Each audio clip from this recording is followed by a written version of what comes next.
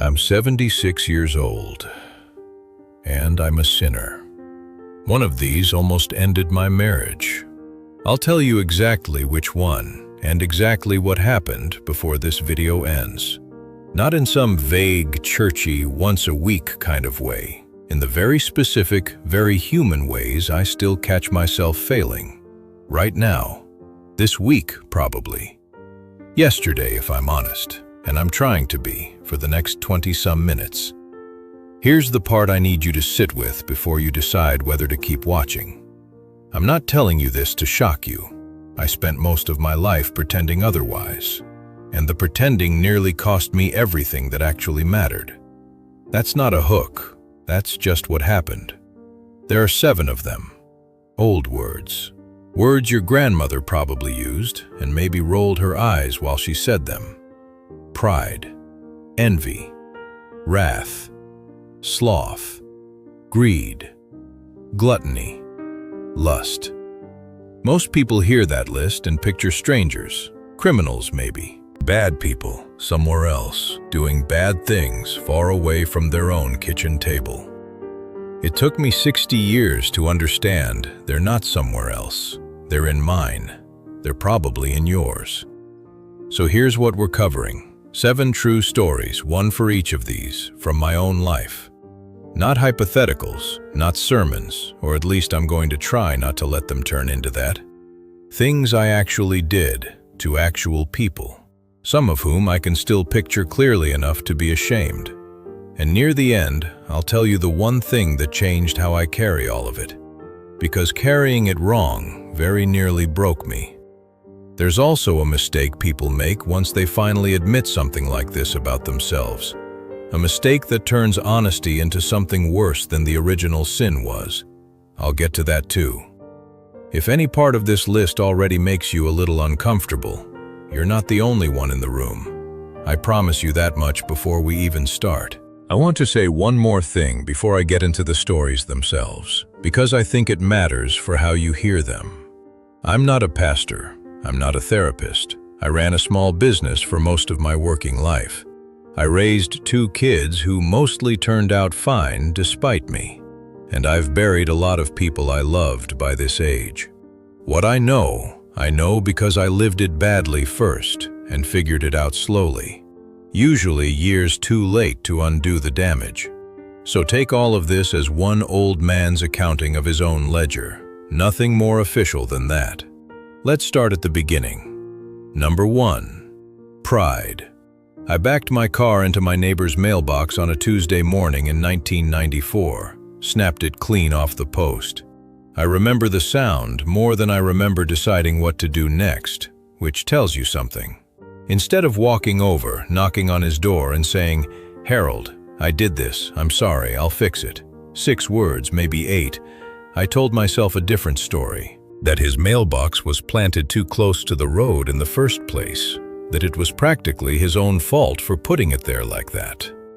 I left a note, cold, technical, something about hazard placement, like I was filing a report instead of confessing to my neighbor of 11 years. Harold and I didn't really speak again for almost 4 years, over a mailbox, over my refusal to say 2 honest sentences out loud to a man's face. I've told that story enough times now that I sometimes wonder if I remember the morning itself, or just remember telling it, which is its own small, strange kind of pride now that I say it out loud. Pride doesn't usually announce itself. It just quietly rewrites the story so you're never the one who has to be sorry. What strikes me now, looking back, is how small the actual moment of choice was. Not the years of silence that followed. Those were easy in a way, once the wall was already up. The choice was those first 10 minutes in the driveway, staring at the broken post, deciding which version of the story I was going to tell myself before I'd even walked back inside the house. Everything after that was just momentum. Number 2. Envy. My brother Thomas started a small manufacturing company in his 30s. By his 50s, it had grown into something genuinely impressive. Multiple locations, a write-up in the regional business journal, which he never once brought up himself. I want to be clear about that part. He didn't brag. I brought it up. Constantly. At every holiday dinner, I found some way to steer the conversation toward it, usually with a little edge in my voice that I told myself at the time was just keeping things light.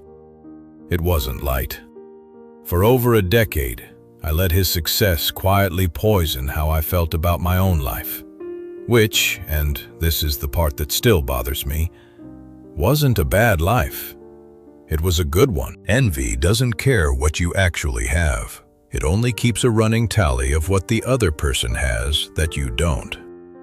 I don't fully understand, even now, why it took hold of me the way it did. Thomas and I were close as boys. I've turned that question over more times than I'd like to admit, and I still don't have a clean answer for it. Maybe that's the honest version. Not every sin comes with a tidy explanation attached. Envy is probably the sneakiest one on this list, if I had to rank them. It rarely looks like hatred. It usually just looks like a joke that lands a little too sharp at a dinner table, in front of people who love both of you. Thomas noticed, eventually. He never said anything directly. That wasn't his way. But I remember a Thanksgiving where he steered the whole conversation toward my side of things instead, asking about my business, my kids, anything but his own year. I understood exactly what he was doing. He was making himself smaller so I'd stop feeling small. That's the part that actually broke something loose in me, years before I ever said a word about it out loud. Not guilt, just seeing clearly what my envy had been costing someone who'd done nothing but succeed and stay kind about it. Number 3. Wrath. I fired a young man named Curtis in 1989 in front of 4 other employees, in a tone of voice I still think about with genuine shame. He'd made a costly mistake on an order. A real one that needed addressing, I'll say that much in my own defense.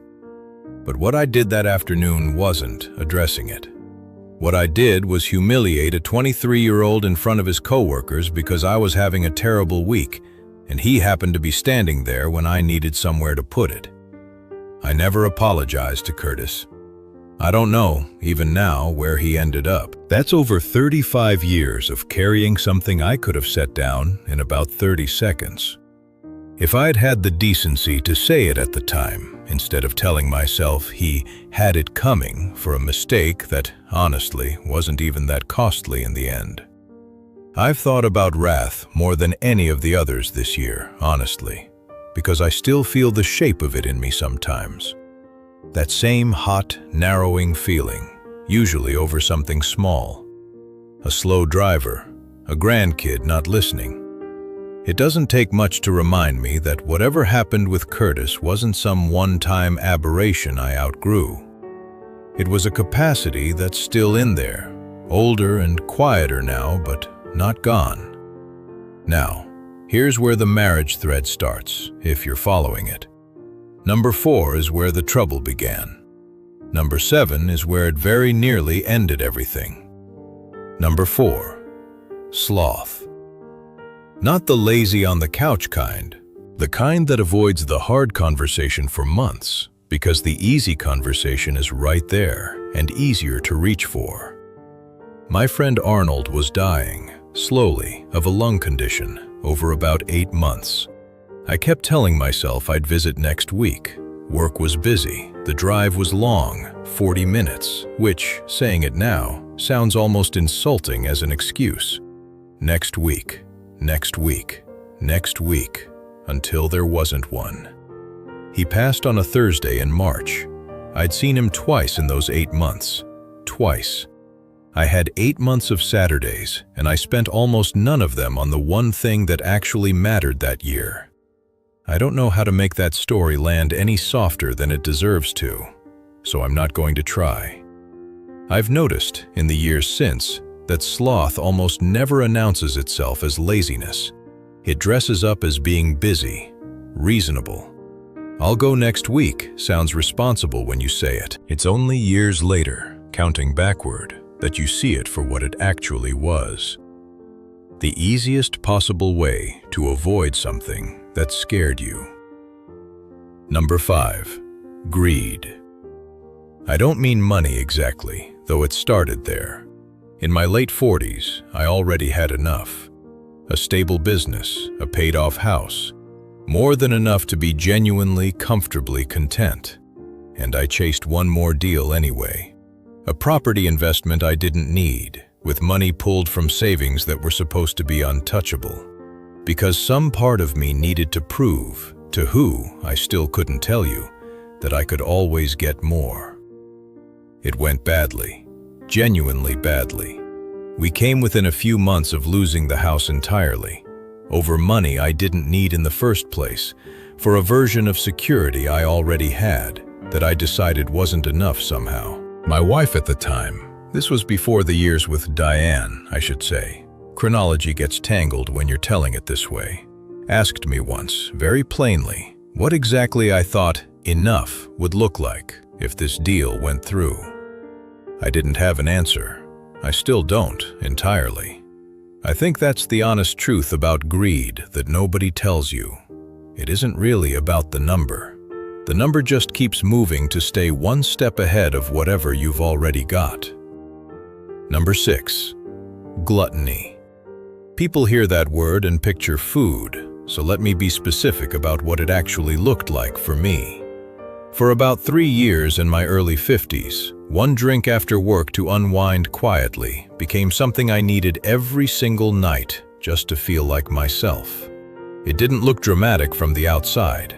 I never missed work. I never got in trouble, never raised my voice. Nothing anyone could point to. It just slowly built a wall between me and my own family, most evenings for 3 years running. My wife at the time finally sat me down, gently, and told me she felt like she was losing me an inch at a time. Not all at once, an inch at a time, which is somehow worse to hear. That conversation is the reason I got help. If you're in the middle of something like that yourself right now, please don't wait as long as I did to let someone else carry it with you. What I remember most from that period isn't the drinking itself, oddly. It's how good I got at explaining it. I had a reason ready for every single night. Long day, stressful client, just this once. I could have talked my way out of a jury trial with the excuses I had stockpiled for my own kitchen table. Number 7. Lust. The one I promised you. Not in the way people usually picture that word. There was a woman I worked alongside for about 2 years, Diane, and nothing physical ever happened between us. I want to be completely clear about that, because it matters. And because it's also, in a strange way, beside the point. Emotionally, I let something take root that had no business existing. I found myself comparing my marriage to some imagined, easier version of a life with her. Some days I looked forward to seeing her more than I looked forward to going home. My wife noticed before I was honest enough to admit it to myself, which is its own kind of humbling. We nearly didn't survive that season of our marriage. Not because of an act, because of where I let my attention live, quietly, for the better part of 2 years. If that story landed for you at all, I understand. It's the one I'm least proud of on this entire list, and I've thought harder about how to tell it than any of the others. I've cut and rewritten this part more times than I'd like to admit, trying to find a version that doesn't sound like I'm asking for sympathy I don't think I've earned. I'm not sure I've found it. This is the closest I've got. What makes it different from the others, for me, is that nothing happened. There's no single afternoon I can point to, no mailbox, no note, no drink poured. Just 2 years of small decisions about where to let my attention go, none of which looked like much on their own. That's what scared me most once I finally saw it clearly. How ordinary each individual choice had felt at the time. So, does admitting all this mean something is fundamentally wrong with me? Or is it just what being human actually looks like, underneath the version of ourselves we present at church, at work, across the dinner table? I've gone back and forth on how to answer that honestly, so bear with me while I think it through out loud. the way I've had to think it through in my own life. If you're someone who already knows this about yourself, someone reasonably honest about where you failed, I don't think you need a dramatic overhaul today. I think you need one thing. Pick the story on this list that stung the most when you heard it, and ask yourself, honestly, whether you've actually made it right with the person involved, or just made your peace with it privately, inside your own head. Those aren't the same thing. I spent years confusing one for the other. But if you're someone who spent years performing goodness instead of practicing it, and I was that person too, for longer than I'd like to say, this next part matters more. Performing goodness means managing how you look to other people. Practicing goodness is the quiet, unglamorous work of actually changing on the Tuesdays when nobody's watching to give you credit for it. I made a mistake myself, right after I finally got honest about all this. Actually, 2 mistakes. And I think they're worth naming plainly, because I still catch myself sliding back toward them even now. The first was confusing guilt with shame. They feel similar from the inside, but they're not the same thing at all. Guilt says, I did something wrong. Shame says, I am something wrong. Guilt can actually move you forward. It can make you apologize, make amends, do better the next time the situation comes around. Shame just makes you hide. And hiding usually leads you right back to the same mistake, just done more secretly the second time. The second was performing repentance for an audience instead of quietly changing the actual behavior. There's a particular kind of person who makes a big, visible show of doing better, mostly so other people notice and forgive them faster. I did a version of that myself for a while after the thing with Diane came out. That's not repentance. That's just pride wearing a more socially acceptable costume. And one more thing, and I want to say this one carefully because it's serious. Don't let everybody sins become an excuse to stop trying. That sentence is true. It's also one of the most dangerous sentences a person can hide behind. Recognizing that everyone struggles with something is supposed to build humility and some compassion for yourself and for the people around you. It was never supposed to be a permission slip to just stay exactly the way you are. So here's the bottom line, as close to one sentence as I can get it. You are not disqualified from being a good person because you failed. You're only in real danger the moment you stop being honest about it, with yourself and with the people you've actually hurt. I've made a kind of peace with most of these 7, though I want to be careful with that word, because peace doesn't mean I've forgotten any of them, or that the account is fully settled. Harold and I did eventually become friends again, years later, over a much longer and much better conversation than the one I owed him back in '94. I never did track down Curtis, and that one still sits with me, unfinished, which is probably exactly what it should keep doing. My wife and I worked through what happened with Diane slowly, with real effort, over real years.